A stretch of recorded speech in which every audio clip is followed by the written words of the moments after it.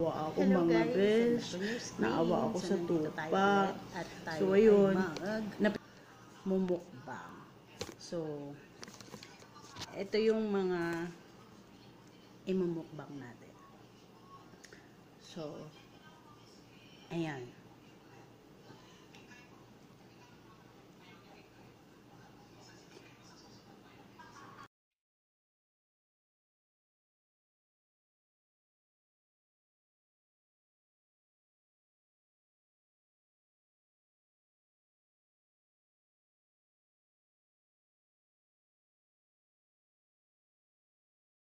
Ayan, magmumukbang tayo. So, ito yung mga sweets nila na tawag dun.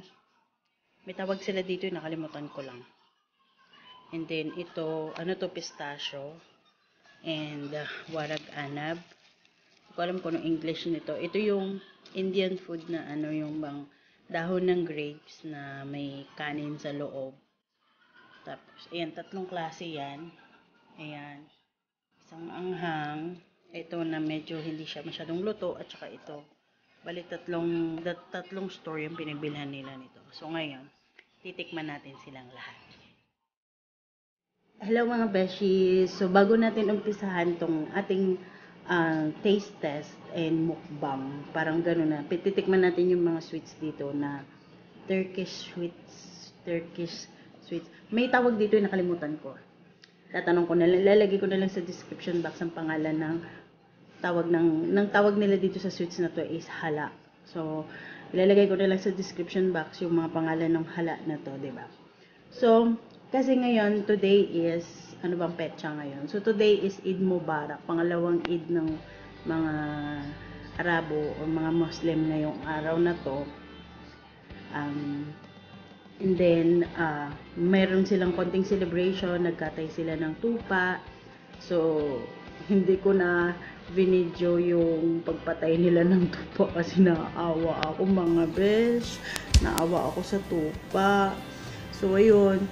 Napicturean ko pa siya, na-videohan ko pa siya kagabi, kinausap ko siya, sabi ko sa kanya, sorry, kasi kakatayin ka na bukas. So, tulog ako nung kinatay nila, ayaw ko kasi, naawa talaga ako, kaya hindi ko makain-kain. Laatok ako. So, actually, after ditong video na to, matutulog ako. So, ang ating content today is taste test ng hala. Hala means sweets. So, yun yung mga hala dito na pinapares nila sa kanilang gawa. Gawa means coffee, Arabic coffee. Yan yung mga iniinom nila dito. And, so ngayon titikman na natin sila isa-isa. So, nakakain na ako nito before. Tagal-tagal na rin bago ko siya nakain uli ngayon. So, meron tayong tatlong klaseng, 'di ba? As you can see sa previous video, meron tayong tatlong store na pinagbilhan nila nitong warag anab. Yung warag anab, ibig sabihin leaves of grapes na may kanin sa loob. So, and then, meron pang isang surprise. So, ito, isang malaking kasi ano ngayon kumbaga parang yung Eid na to is celebration for the sheep. Ano ba tawag doon? Sheep. S-H-E-E-P. Sheep or tupa.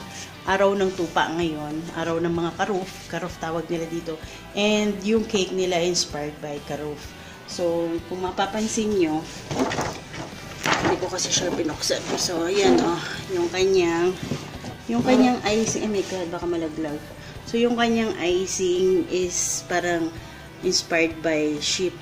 Ano ba?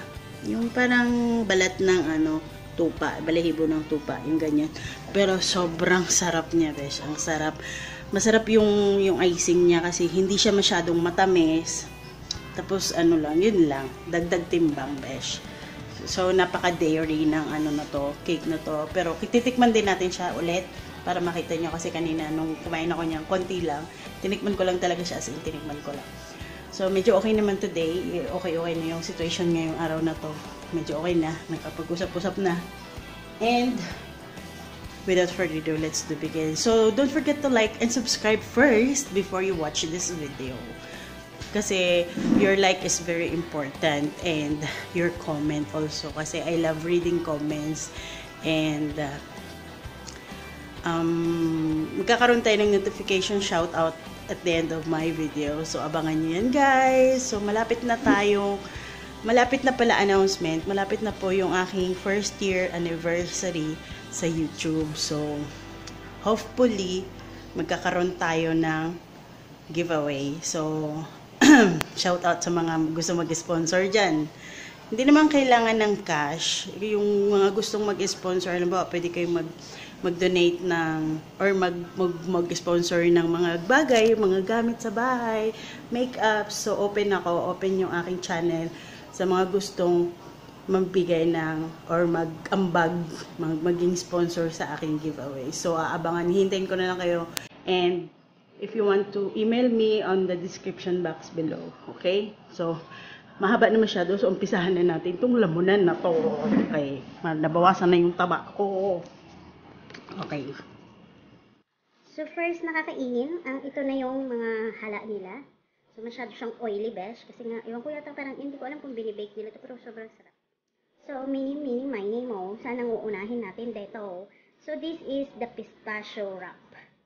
Ito, pistachio to siya na hindi ko alam kung paano siya niluto, na may wrapper siya. Parang hopya na pero pistachio yung nasa loob.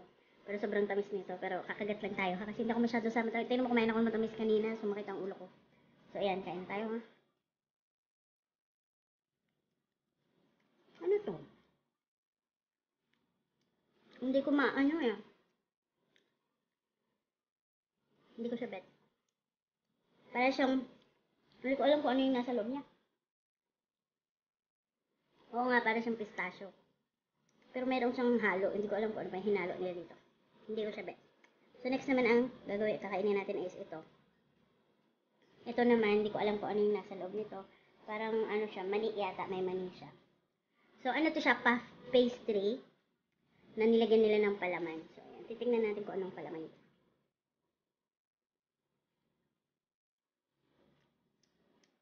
Ito naman masarap. Chewy. Sobrang tamis. Grabe, best tamis. Tapos meron siyang mani. Di ba basta sa akin mga gandong? Ano siya? Cheesy. Sobrang sweet. And may mani. And then ito naman, hindi ko alam kung ano ito. Parang summer flavor o chocolate flavor. Di ko alam. Ibusin mo na natin. May isa sa mga dito ang gusto ko. Tapos natin sa matamis, doon naman tayo sa maasim na maalat.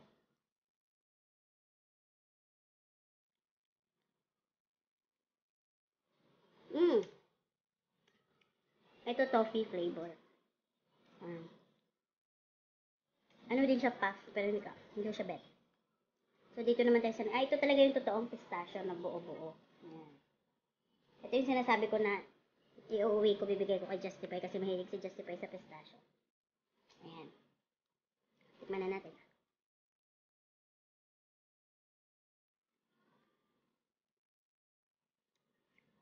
Ito masarap. Hindi siya matamis. Hindi na masyado matamis. Sa labas lang. Sa loob wala lang siyang tamis. Tsaka yung pistachio buo-buo talaga siya fresh. Sarap.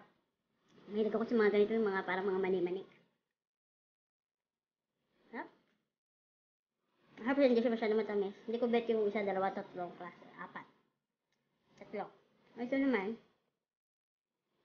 Walang ko ano to. Puro siya puff eh. Pero may mga kanya-kanya silang palaman. Ito naman sa loob nito is lotus. Lotus biscuit yung sa loob niya. Alam ko yung pangalan nito, baklawa. Baklawa ang tawag nila dito sa hala na to.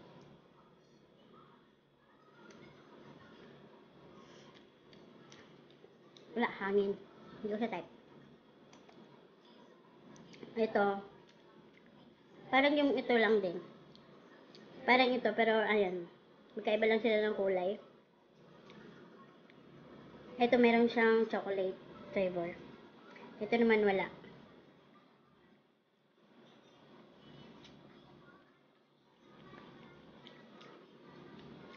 Hindi ko maano yung lasa niya. Parang may biscuit siya sa loob. Ano lang. And then the last one is ito. Ang tamis, besh. Ito naman yung mayroong walnuts. Ito.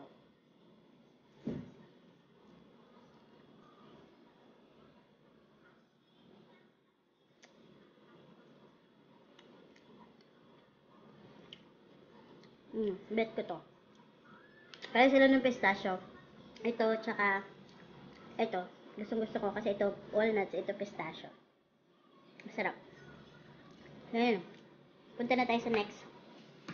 Yung titikman naman natin. Sana hindi pa to siraan, no? Kahapon pa to eh. So, ito naman is yung warag anab. Bali tatlong store yung pinagbilhan nila nito. Anong name niya? Alamaal. Ayan yung pangalan ng store. And, hindi ko alam magkano siya. Malapit na mag-expire. So, titikman na natin siya. Ito yata yung anghang. Ayan yung loob niya, oh. Anghang nga siya. Ayan yung loob niya. Gumagawa ako nito dati sa Kuwait. Alam niyo ba yung Indian rice? Yun yung nilalagay dito. Nagigisa mo yung Indian rice with tomato, kamatis, at saka sibuyas.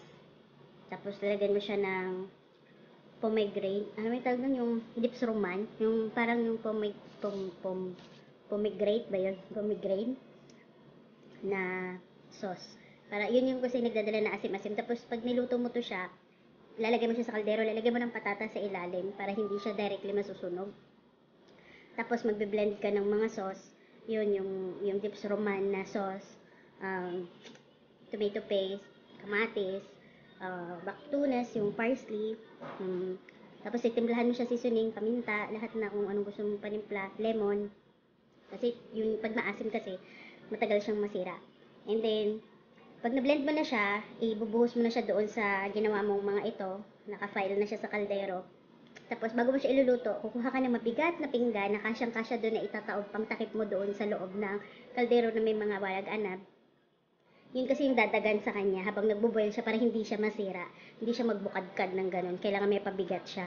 So, hindi mo na kailangan takpan pa kasi may takip na siya na pinggan. Kasi pag kumulo ng kumulo yun kasi yung magluluto doon. Tapos kailangan mabigat yung ibabaw ng mga ginawa mo para hindi siya masira yung pagkarap mo sa ganito. Mahirap siya matrabaho kasi pagka naluto siya, itataob mo siya sa isang malaking tray para hindi siya masira. Kailangan sama-sama sila. Kasi pag iisa-isahin mo siya kasi masyado na siyang malambot yung dahon, mapupunit. So kailangan itataob mo siya talaga sa malaking tray. Ililipat mo siya sa isang lagayan na hindi mo na kailangan isa-isahin. Tapos, saka mo lang siya kukunin, i-file mo siya sa mga isa-isa. Sa mga katulad ng ganito, sa mga container. Ayan lang. Pero yung iba, mas gusto nila yung medyo manamis-namis, na maasim-asim, na maalat-alat, parang ganun. Ako kasi dati gumagawa ako ng ganito sa Kuwait. Ganun yung timpla ko. Medyo matamis-tamis na maasim, ganun. Gusto nila. Pero ito, the best to kasi maanghang, sarap, tsaka tama lang yung timpla niya. May isa ako dito natikman kahapon, walang kalasa-lasa, oh my God. Ito yata yun. Arabic din eh. So, punta naman tayo dito sa isa. Hindi ko alam kung anong maanghang yung isa. Ito naman. Tikman lang natin. So, ayan yung mga bigas. Nakalabas na. Para siyang sa mga Japanese restaurant. Para siyang tawag doon sushi. Pero ito na lang nabalot sa dahon Ito ang sushi ng Arabo. Kasi hindi siya hinihiwa. Ayaw ko yung lasa. Mamantika. Hindi ko siya bet. Masarap yung una. Tapos ito naman. Ito naman siya yung isa na maasim-asim din. Tikman na. Ang liit oh.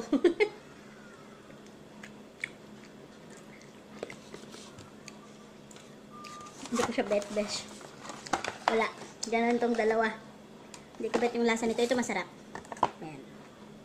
Masarap siya sa maanghang. Nangangagat. Maninipa.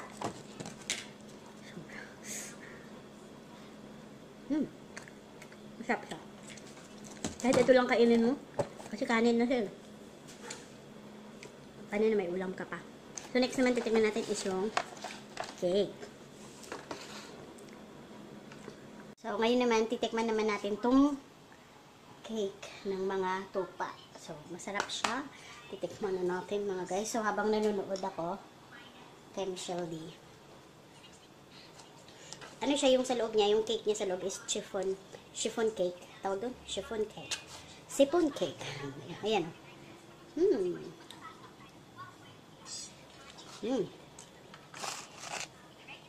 Masarap. Kasi hindi siya masyadong matamis. At yung ganito mga gusto kong cake, hindi matamis. You wanna bite? Masarap. Sarap kasi.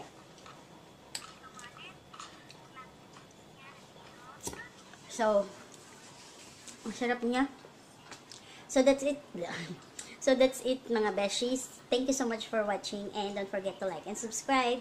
So, sana na-enjoy niyo itong video na to sa aking mukbang. Ano yung naman taste test na naman ng ating mga foods dito sa Arab country.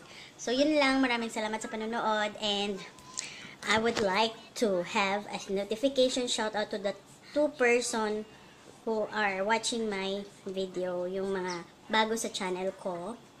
I would like to thanks, wait lang ha. So, hindi ko mapimension, yung lagi ko nang minimension, bigyan naman natin ng chance na ma-mention yung mga bago. So, ayan. Ayan na ba? Naglalag kasi yung ano ko eh, yung aking laptop. So, notification shoutout goes to Brent Rosalyn. Brent Rosalyn, thank you so much kasi sinamahan niya ako kagabi sa aking live stream na medyo mahaba-haba yun ha. And, kumusta naman ayaw niyo mag-play. So, let's go to my phone kasi sa phone ko na lang para ano. So, ayun, nahanap ko na sila. So, thank you so much sa panonood sa aking mga bagong kabeshi na si Lemmy Lems and Erica Simple Life Vlog and Brent Rosalyn. Thank you so much sa inyo guys dahil natunton nyo na yung aking longga. So maraming salamat. Sana tuloy-tuloy pa rin yung pagsuporta nyo sa akin and pagsuporta natin sa isa't isa. Maraming salamat and God bless. Bye! Peace!